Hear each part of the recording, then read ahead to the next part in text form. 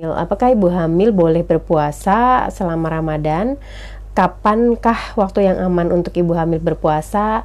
Lalu tips-tips apa saja yang bisa dilakukan jika ibu hamil berpuasa? Kita akan ngobrol di video kali ini. Simak videonya sampai dengan selesai. Jangan lupa untuk subscribe dan loncengnya diaktifkan. Like lalu share jika nanti video ini Anda rasa bermanfaat. Dan dukung terus channel saya untuk terus memberikan edukasi buat teman-teman semua.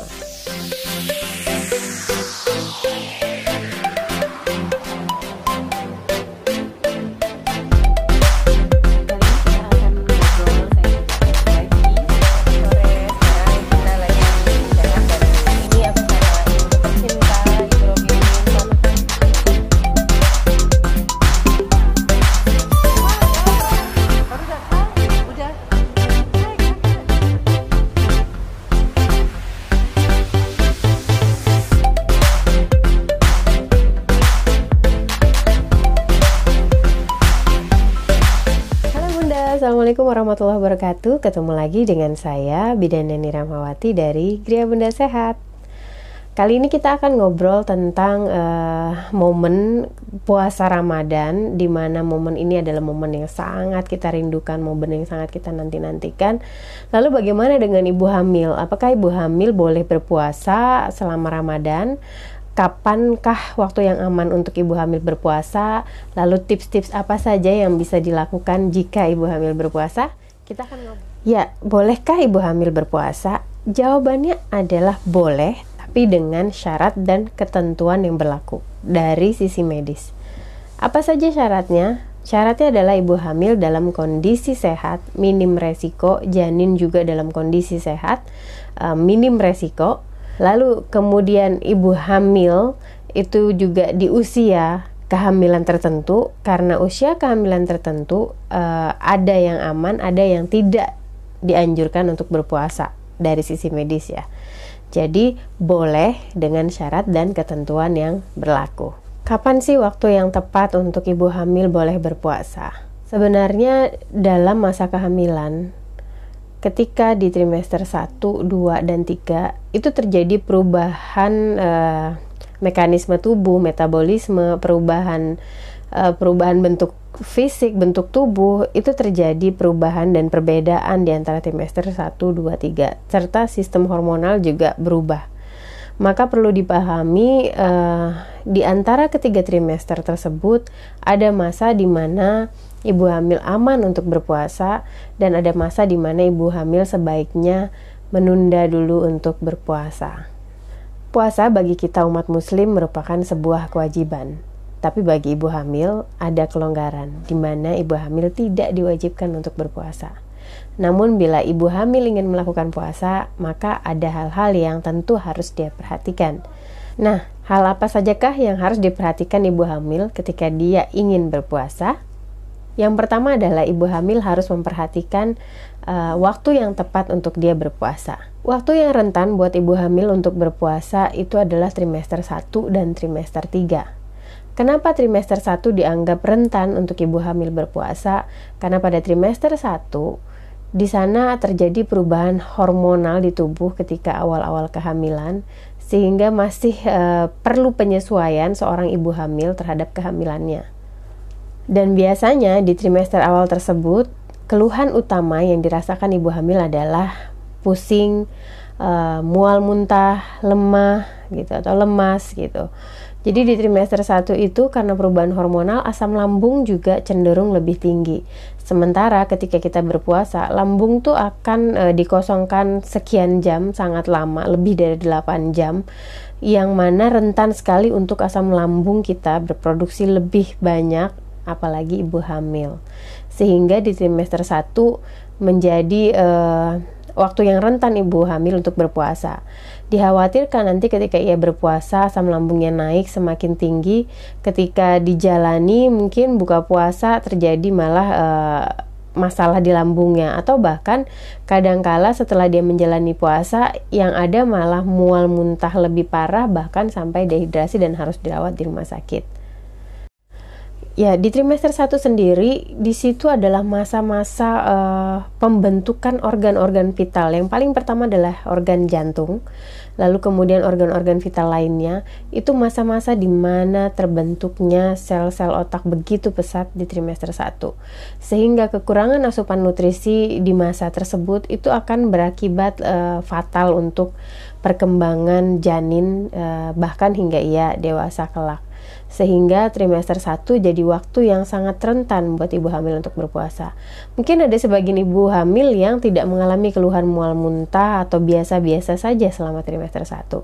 Tapi keluhan itu, tidak ada keluhan itu bukan justru membuat ibu berarti aman untuk berpuasa, karena ada lagi sisi di mana masa-masa itu adalah masa perkembangan organ-organ vital.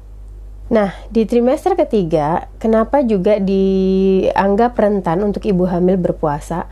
Karena di trimester ketiga itu justru janin tumbuh dengan pesat. Seorang ibu hamil membutuhkan energi, membutuhkan asupan nutrisi yang jauh lebih tinggi untuk mengejar tumbuh kembang bayinya, di mana metabolisme menjadi 2 kali lebih tinggi daripada sebelumnya. 1 minggu saja seorang ibu hamil kontrol itu bayinya bisa naik berat badannya 300 sampai 500 gram per minggunya untuk di trimester akhir.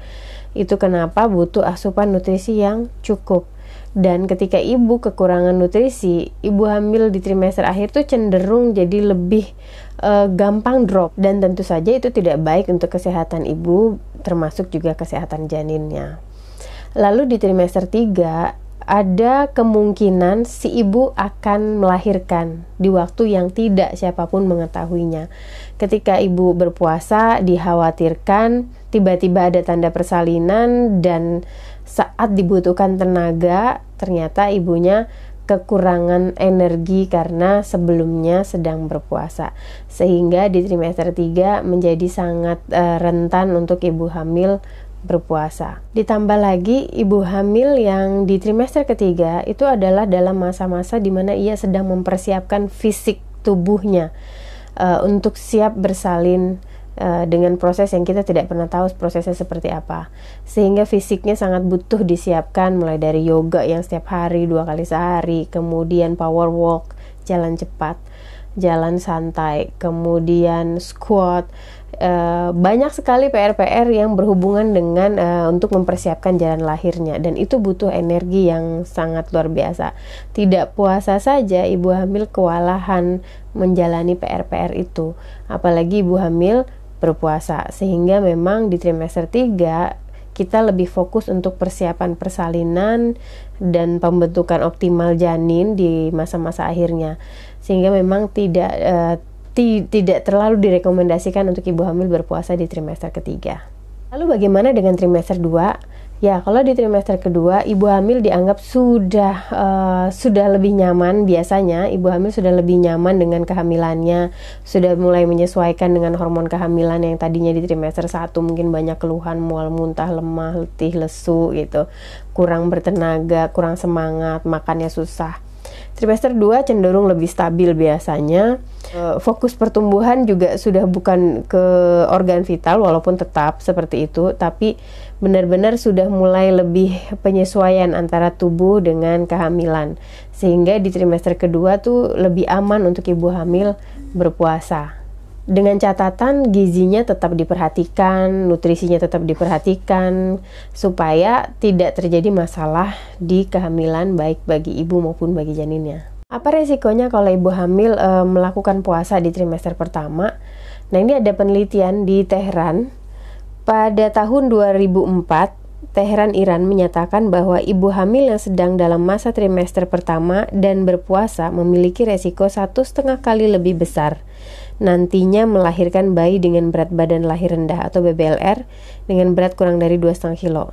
Ini bisa jadi dikarenakan kurangnya asupan gizi ke janin, padahal pada trimester pertama dibutuhkan tambahan kalori kurang lebih 180 kalori per harinya untuk memenuhi kebutuhan ibu dan bayi. Ibu hamil merasa kuat, sehat untuk bisa tetap berpuasa, maka diperbolehkan untuk berpuasa.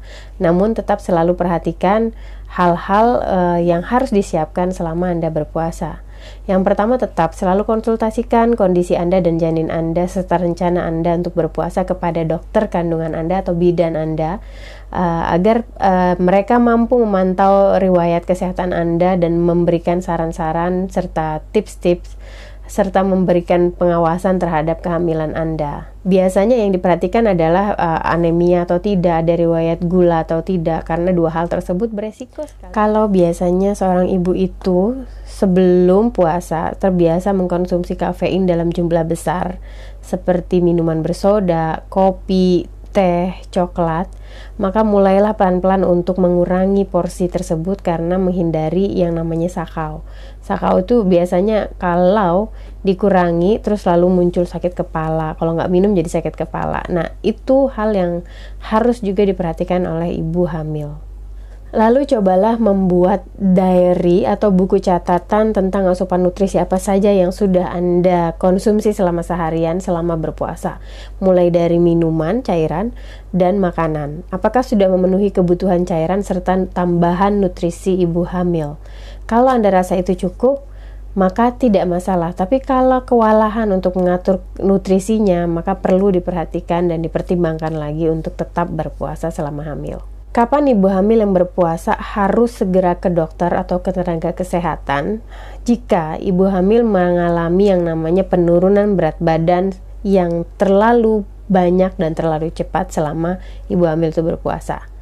Lalu ketika ibu hamil selama berpuasa mengalami haus yang sangat haus, kemudian buang air kecil menjadi berwarna pekat dan baunya menyengat, lalu ada penurunan frekuensi buang air besar, sebaiknya puasanya tidak dilakukan karena itu adalah indikasi ibu dehidrasi. Itu bisa beresiko terhadap kejadian meningkatnya infeksi saluran kemih. Lalu jika ibu hamil merasakan demam, sakit kepala, atau nyeri hebat, maka sebaiknya ibu hamil membatalkan puasanya. Atau ibu hamil mengalami mual muntah sampai dia lemas, maka ibu hamil segera membatalkan puasa. Jangan tunggu lagi waktunya, sayang nanggung sisa 1 jam. Kita suka begitu kan, padahal 1 jam tersebut itu justru beresiko membahayakan ibu serta janin yang ada di dalam kandungan. Maka segera berbuka, lalu minum cairan elektrolit yang banyak supaya bisa langsung rehidrasi di tubuh kita. Atau ibu hamil merasakan perbedaan intensitas gerakan janin, yang tadinya aktif selama berpuasa, bayinya jadi kurang bergerak. Itu mengindikasikan bahwa bayimu sedang kekurangan gula atau hipoglikemi, lemas, sehingga kita harus segera membatalkan puasa kita saat itu juga. Nah, itulah hal-hal yang harus Anda perhatikan ketika Anda ingin berpuasa selama hamil. Lalu bagaimana dengan ibu menyusui? Ibu menyusui boleh nggak berpuasa? Boleh, selalu saya katakan boleh. Dengan catatan ada syarat yang harus diperhatikan. Nah, untuk ibu menyusui yang masih ASI eksklusif, yang anaknya di bawah 6 bulan, biasanya kalau mereka berpuasa, yang terjadi adalah ASI-nya, produksinya berkurang, kemudian kualitas selain dari kuantitasnya berkurang, kualitasnya juga berkurang. Biasanya ASI-nya jadi banyakan for milk-nya ketimbang hin milk-nya, lemaknya jadi kurang, dan itu bisa berpengaruh terhadap pertumbuhan dan perkembangan bayi yang saat itu hanya butuh ASI sebagai nutrisi satu-satunya yang menunjang kehidupannya. Perkembangan otak dan lain-lain semuanya ditunjang hanya oleh ASI. Dan biasanya ibu menyusui yang benar-benar masih eksklusif itu gampang sekali hipoglikemi. Biasanya kita telat makan saja nih, pengalaman saya. Telat makan saja ketika saya menyusui, saya udah yang gemeter, tremor, bahkan hampir pingsan. Saya pernah mencoba mau puasa waktu menyusui, itu benar-benar keliengan, pusing, kayak mau pingsan. Segera berbuka kalau kita merasakan keluhan seperti itu saat menyusui. Karena itu justru bisa membahayakan kita.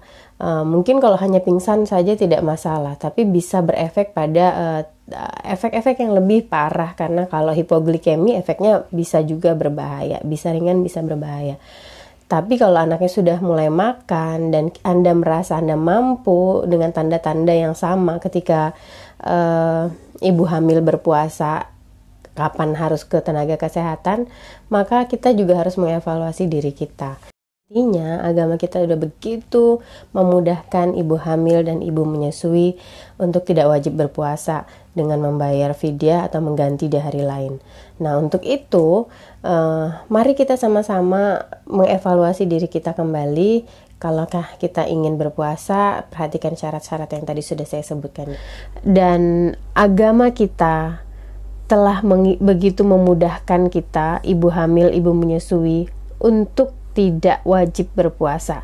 Karena memang tentulah Allah lebih tahu mana yang terbaik buat kita, apakah kondisi tertentu ini bisa membahayakan ibu dan janin, sehingga Allah memberikan keringanan itu kepada kita. Janganlah kita lalu merasa sudah ada tanda-tanda berbahaya terhadap kehamilan, ketika kita menjalaninya tetap kita memaksakan diri, aku kuat. Nah, kembali lagi, ibadah ini bukan soal lomba, apalagi ibu hamil berpuasa itu kemudian bukan lomba. Kita justru adalah bentuk kita menjaga amanahnya Allah di kehamilan ini. Tubuh kita juga wajib kita jaga amanahnya. Maka lakukan semuanya secara bijaksana, adil, untukmu, untuk tubuhmu dan bayimu. Untuk bagaimana mekanisme pembayaran puasanya kalau ibu hamil tidak berpuasa, diri sudah ada ustadz-ustadznya. Saya membahas dari sisi medis. Semoga video kali ini mencerahkan, bermanfaat buat teman-teman semua.